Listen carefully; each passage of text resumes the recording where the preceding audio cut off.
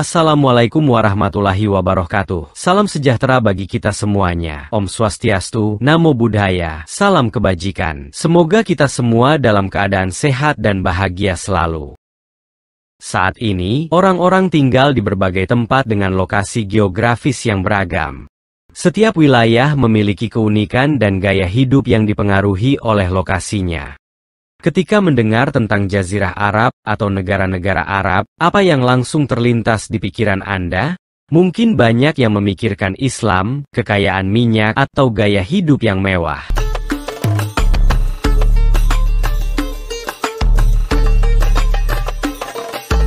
Namun, tidak semua negara Arab hidup dalam kedamaian dan kemakmuran. Di ujung selatan kawasan ini, ada sebuah negara bernama Yaman yang jarang diperhatikan oleh dunia.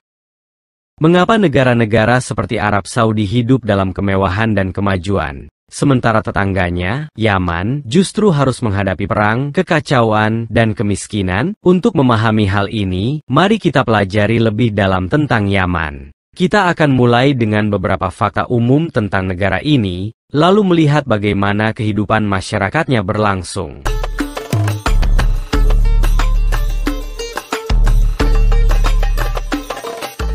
Di masa lalu, Yaman dikenal sebagai Arabia Felix, yang berarti Arab yang beruntung, karena kekayaan alam dan warisan budayanya yang kaya. Wilayah ini dipenuhi pegunungan hijau dan sungai-sungai, dan dikenal sebagai penghasil kopi Arabica terbaik serta rempah-rempah yang menarik pedagang dari seluruh dunia. Yaman juga disebut sebagai tanah para waliullah, rumah bagi banyak kekasih Allah yang menginspirasi penduduk untuk hidup penuh kebaikan.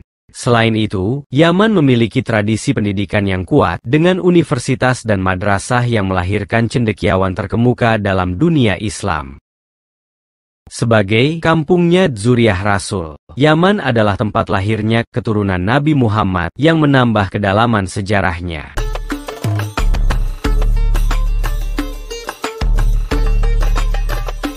Presiden Yaman saat ini adalah Rashad Al-Alimi, yang diangkat sebagai Ketua Dewan Kepresidenan pada 7 April 2022, menggantikan Abed Rabbo Mansur Hadi yang mengundurkan diri. Rashad Al-Alimi memimpin dewan yang berfungsi sebagai otoritas pemerintahan sementara di Yaman. Perang Yaman sampai saat ini memang masih jadi konflik yang masih belum dapat terselesaikan. Meski demikian, perang saudara ini sempat mereda ketika konflik antara Israel dan Hamas memuncak di akhir tahun 2023. Perang saudara di Yaman telah berlangsung di tahun 2024 antara pasukan pemberontak Houthi melawan pihak pemerintah yang mendapat sokongan dari Arab Saudi.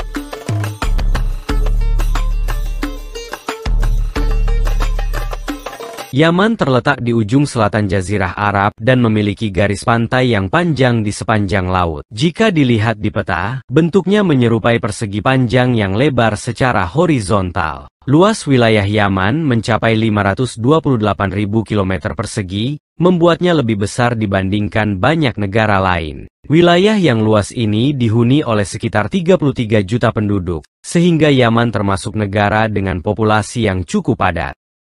Bahasa resmi di Yaman adalah bahasa Arab dan mayoritas penduduknya, sekitar 99%, adalah Muslim yang taat.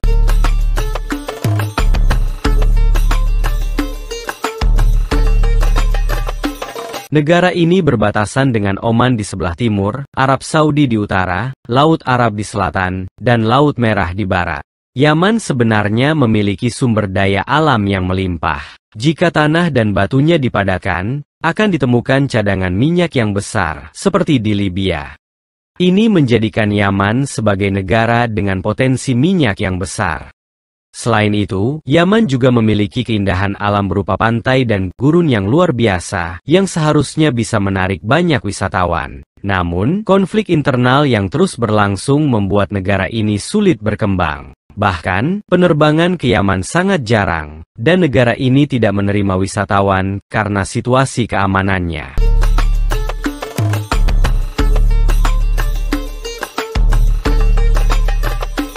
Secara sejarah, Yaman pernah menjadi bagian dari Kesultanan Utsmaniyah hingga sekitar 200 tahun yang lalu. Namun, pada abad ke-19, Inggris mulai masuk ke Yaman dan mendorong penduduk setempat untuk melawan pemerintahan Ottoman.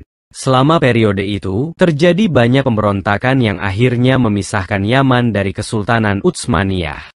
Setelah Perang Dunia Pertama berakhir dan gencatan senjata Mondros ditandatangani, Yaman secara resmi tidak lagi menjadi bagian dari wilayah Ottoman. Setelah Yaman lepas dari Kesultanan Utsmaniyah, mereka terus menghadapi konflik kekuasaan di antara suku-suku Arab. Bangsa Arab di Yaman tidak pernah berhasil bersatu. Pada tahun 2011, Arab Spring membawa Yaman ke dalam krisis baru, dengan meningkatnya pengangguran dan masalah ekonomi yang akhirnya menyebabkan jatuhnya pemerintahan.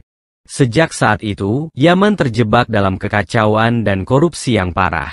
Negara ini tidak memiliki pemimpin kuat yang bisa menyelamatkan situasi, sehingga Inggris dan PBB sering ikut campur dalam urusan internal Yaman.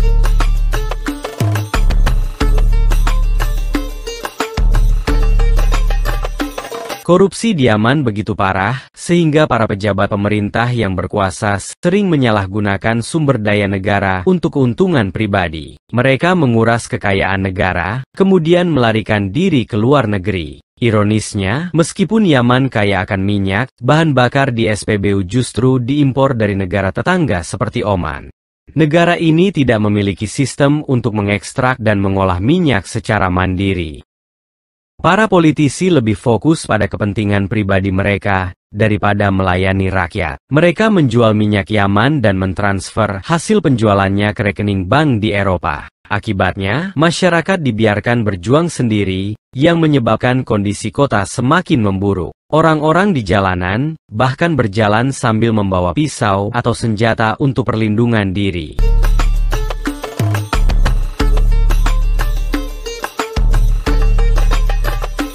Krisis di Yaman, termasuk korupsi, kekurangan pangan, dan pengangguran, memperburuk situasi dan memicu pemberontakan besar-besaran oleh Houthi. Konflik Yaman dimulai pada tahun 2014 ketika kelompok Houthi, yang beraliran Syiah dan didukung oleh Iran, mengambil alih ibu kota Yaman, Sanaa. Sebelumnya, bentrokan antara Houthi dan pemerintah Yaman sudah terjadi sejak 2004, namun sempat ada beberapa gencatan senjata. Pada tahun 2015, Houthi merebut istana presiden, memaksa Presiden ABD Rabbu Mansur Hadi untuk mundur. Hal ini memicu intervensi dari Arab Saudi yang melakukan kampanye serangan udara dan blokade ekonomi terhadap Houthi. Dengan dukungan dari AS, Hadi tetap mengklaim dirinya sebagai presiden yang sah meski berada di pengasingan.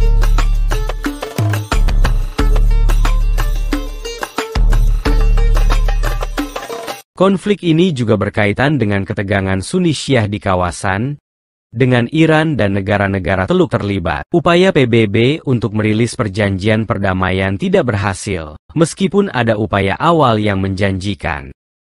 Pada 2017, mantan Presiden Ali Abdullah Saleh berbalik menentang Houthi dan terbunuh dalam konflik. Pada 2021, Houthi melancarkan serangan ke Marib, benteng terakhir pemerintah, dan meningkatkan serangan udara ke Arab Saudi. Situasi di Yaman hingga kini tetap kompleks dan berlanjut tanpa penyelesaian yang jelas.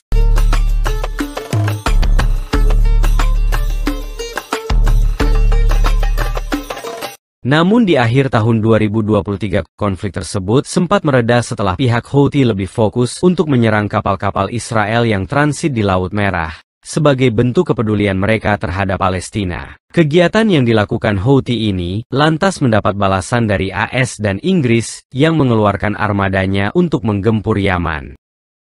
Bahkan belum lama ini, serangan gabungan tersebut telah menewaskan belasan orang di Yaman. Terlepas dari hal itu, menarik untuk membahas tentang perang saudara di Yaman yang sampai saat ini masih belum juga mencapai titik temu meskipun sudah berlangsung selama hampir 1 dekade.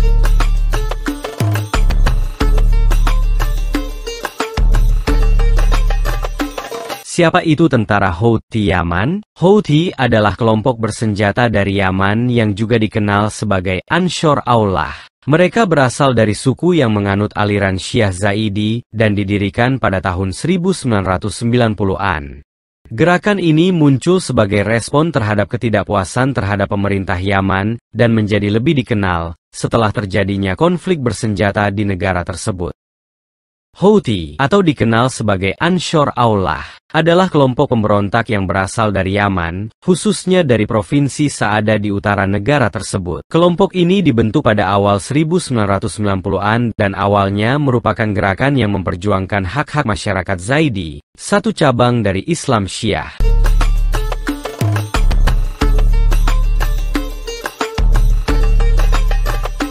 Konflik yang melibatkan Houthi mulai meningkat pada tahun 2004 dan telah berubah menjadi peperangan yang lebih besar, terutama setelah mereka mengambil alih ibu kota Yaman, Sanaa, pada tahun 2014.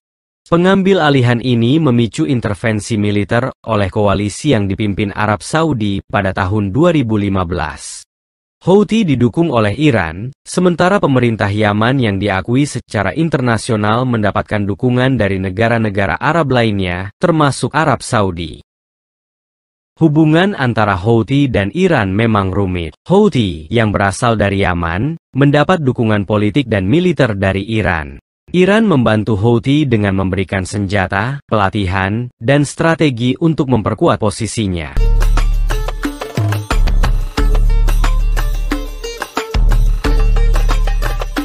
Meskipun Houthi dan Iran menganut aliran Syiah yang berbeda, Houthi menganut Syiah Zaidi sementara Iran menganut Syiah 12. Keduanya memiliki beberapa kesamaan, terutama dalam menentang pengaruh Amerika Serikat dan Arab Saudi di kawasan tersebut. Iran melihat Houthi sebagai cara untuk memperluas pengaruhnya di Yaman dan melawan musuh-musuhnya di wilayah itu, khususnya Arab Saudi. Banyak negara, terutama Arab Saudi dan sekutunya, menganggap hubungan ini sebagai bagian dari perang proksi di Timur Tengah, di mana Iran mendukung kelompok-kelompok yang melawan pemerintahan yang didukung Barat. Secara keseluruhan, meskipun Houthi memiliki tujuan politik dan kepentingan lokal, dukungan dari Iran sangat membantu kekuatan dan kelangsungan Houthi dalam konflik yang terjadi di Yaman.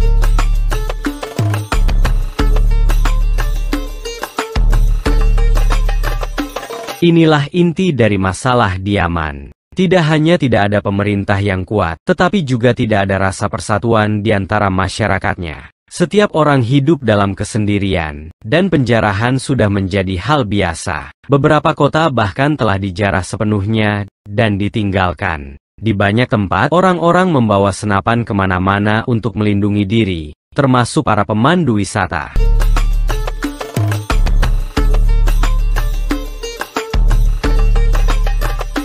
Yaman juga dikenal sebagai negara dengan tingkat penculikan yang tinggi. Tidak ada jaminan keamanan. Apapun bisa terjadi kapan saja. Jika seseorang mencoba menunjukkan kekuasaannya kepada Anda, ada dua kemungkinan. Jika Anda tidak berdaya, mereka mungkin akan merampok Anda. Namun, jika Anda memiliki cara untuk membela diri, setidaknya Anda bisa mencoba melindungi diri atau membuat mereka berpikir dua kali. Inilah kenyataan yang dijelaskan oleh banyak pemandu lokal di Yaman.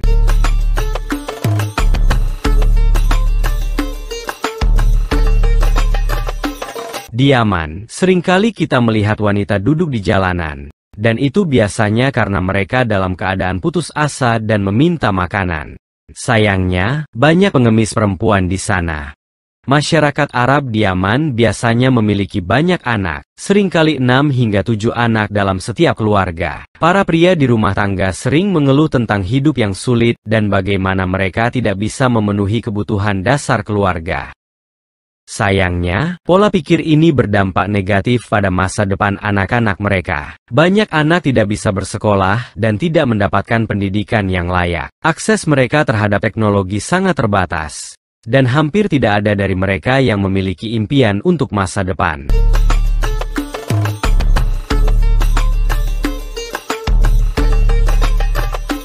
Momen paling menyenangkan bagi mereka adalah saat menerima hadiah dari orang asing atau saat bermain sepak bola, yang merupakan satu-satunya sumber kebahagiaan mereka.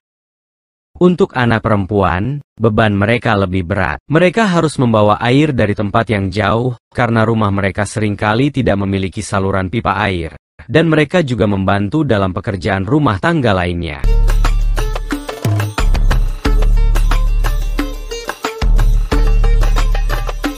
Meskipun banyak kesulitan yang dihadapi, masyarakat Yaman tetap percaya bahwa negara mereka akan membaik di masa depan. Mereka tampak penuh harapan.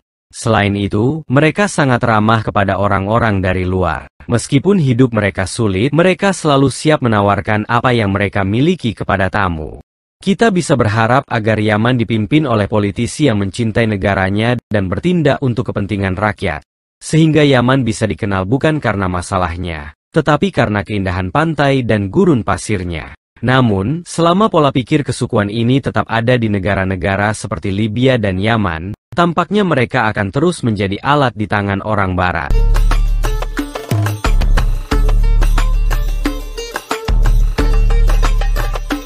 Jika ingin pergi ke Yaman, Anda harus melewati Oman, salah satu negara terdekat. Kota Salalah di Oman memiliki bandara dan merupakan titik perbatasan terdekat. Dari Salalah, Anda bisa menempuh perjalanan sejauh 33 km menuju perbatasan Yaman, yang memakan waktu sekitar 2 jam dengan mobil. Di sepanjang perjalanan, pemandangannya hanya jalan sempit dan terkadang ada unta yang berkeliaran di padang.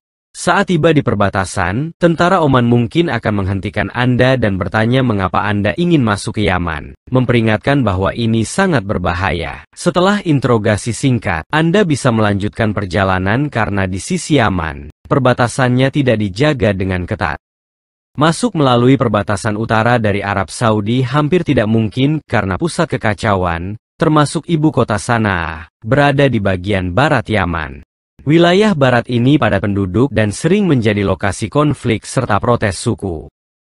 Jika ingin mengunjungi bagian barat Yaman, Anda memerlukan kartu pers dan izin khusus dari organisasi tertentu. Namun, untuk memasuki wilayah timur yang lebih sepi, perbatasan dengan Oman adalah pilihan terbaik.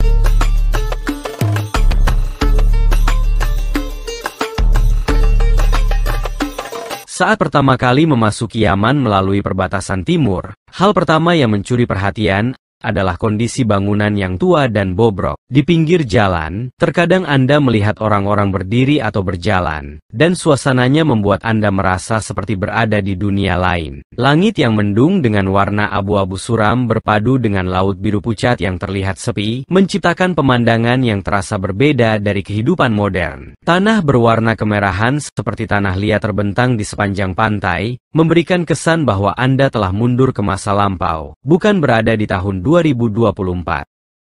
Ketika memperhatikan pantai-pantai yang tampak terlantar, Anda melihat banyak lubang kecil di pasir. Dahulu pantai ini mungkin ramai, tetapi kini masyarakat Yaman jarang mengunjunginya, sehingga pantai menjadi tempat hidup bagi satwa laut. Kepiting dengan rajin menggali lubang-lubang di pasir, menjadikannya rumah baru mereka. Sayangnya, tidak semua makhluk laut seberuntung kepiting. Beberapa binatang laut terdampar di pantai, tidak dapat bertahan hidup, dan tubuh mereka yang tak bernyawa tergeletak di atas pasir.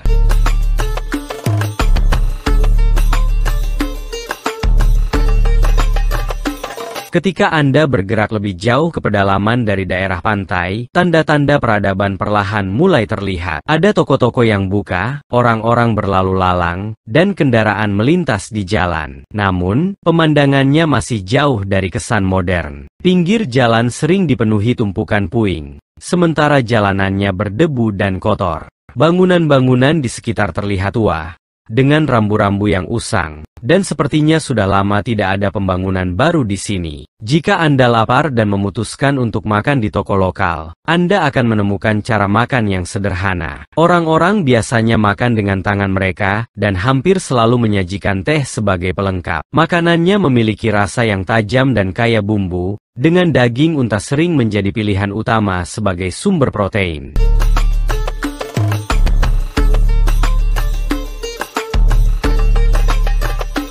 Toko-toko di sekitar biasanya berupa bangunan sementara, menunjukkan betapa sulitnya kehidupan mereka. Banyak orang terlihat berjuang keras untuk mencari nafkah. Jika Anda sangat peduli dengan kebersihan, Anda mungkin akan kesulitan menikmati makanan di Yaman, dan bahkan mungkin memilih untuk tidak makan sama sekali. Di beberapa jalan, kehidupan tampak lebih sibuk. Meski kondisinya sulit, beberapa orang tampaknya masih bisa mencari nafkah. Toko-toko memiliki barang dagangan, tetapi karena inflasi yang sangat tinggi, banyak orang kesulitan untuk membelinya.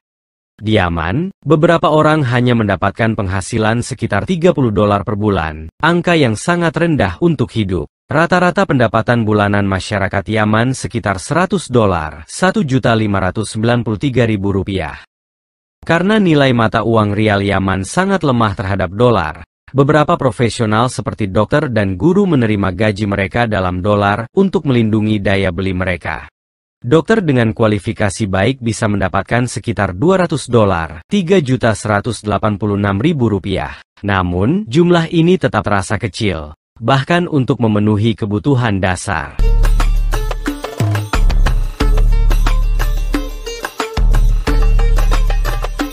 Banyak orang Yaman merasa penghasilan mereka tidak cukup untuk bertahan hidup. Karena itu, mereka terpaksa mencari penghasilan tambahan, termasuk melalui cara ilegal atau menerima suap. Beberapa orang merasa tidak punya pilihan selain melakukan hal ini untuk memenuhi kebutuhan sehari-hari. Sayangnya, kondisi ini telah mendorong banyak orang ke arah kejahatan karena keadaan ekonomi yang lumpuh.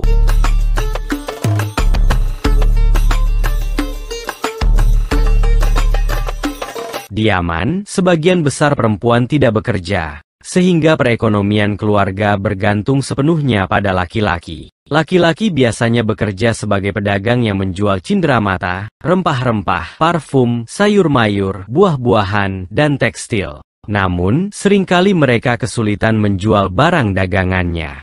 Ketika Anda membeli sesuatu dari mereka, wajah mereka langsung terlihat sangat bahagia dan berseri-seri. Penduduk Yaman juga tidak keberatan dengan kamera. Mereka tidak merasa terganggu jika difilmkan, yang membuat suasana terasa ramah bagi pengunjung.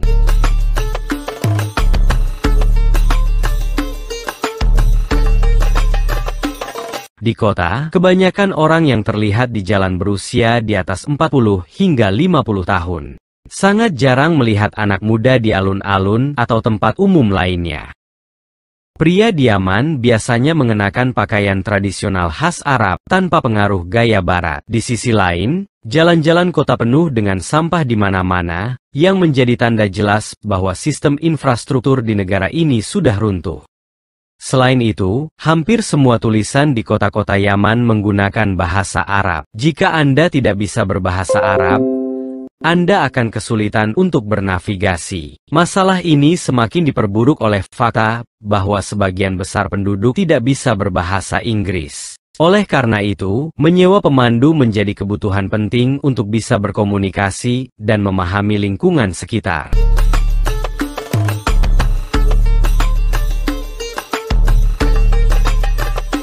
Di pasar Yaman, Anda bisa menemukan produk yang mungkin tidak pernah Anda bayangkan sebelumnya. Salah satunya adalah tanaman bernama khat, yang bentuknya mirip dengan bayam. Tanaman ini sangat populer di kalangan masyarakat Yaman. Khat sebenarnya adalah jenis obat yang dipercaya dapat membuat pikiran rileks dan memberikan efek menenangkan. Daun khat biasanya dikunyah, dan penggunanya sering merasakan sensasi euforia setelahnya. Karena itulah, khat dianggap sangat membuat ketagihan. Orang yang mencobanya seringkali menjadi pengguna tetap. Jika Anda mengunjungi pasar khat, Anda mungkin melihat suasana yang tidak biasa. Beberapa orang tampak berjalan tanpa arah, sehingga Anda perlu berhati-hati dengan diri sendiri dan barang-barang Anda.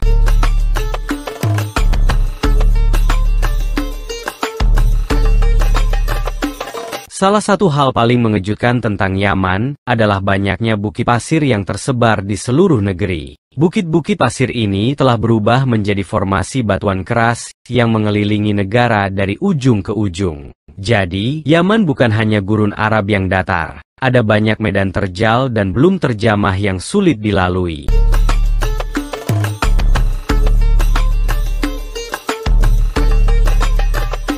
Bangunan besar seperti hotel dan istana di Yaman memiliki arsitektur yang khas. Warna kuning dan oranye mendominasi, mencocokkan nuansa umum negara ini. Namun, kebanyakan bangunan megah ini kini ditutup atau tidak berfungsi karena kekurangan pelanggan.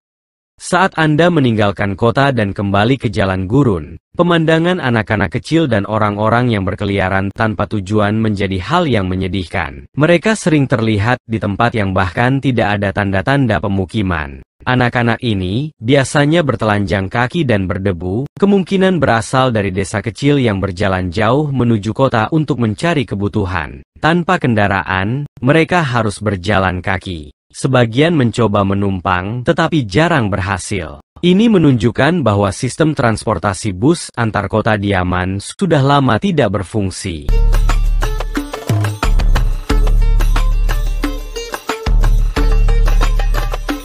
Wanita di Yaman seluruhnya mengenakan cadar hitam, menutupi tubuh mereka sepenuhnya, bahkan wajah mereka. Ini adalah negara yang didominasi laki-laki, di mana perempuan hampir tidak memiliki suara di masyarakat dan sepenuhnya berada di bawah kendali suami mereka. Tekanan dan pembatasan yang mereka alami sangat besar.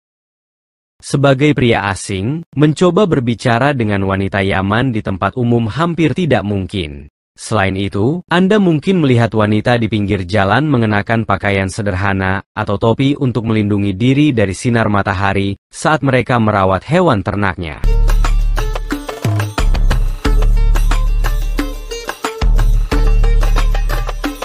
Jangan lupa untuk menyukai video ini dan berlangganan salurannya. Sampai jumpa.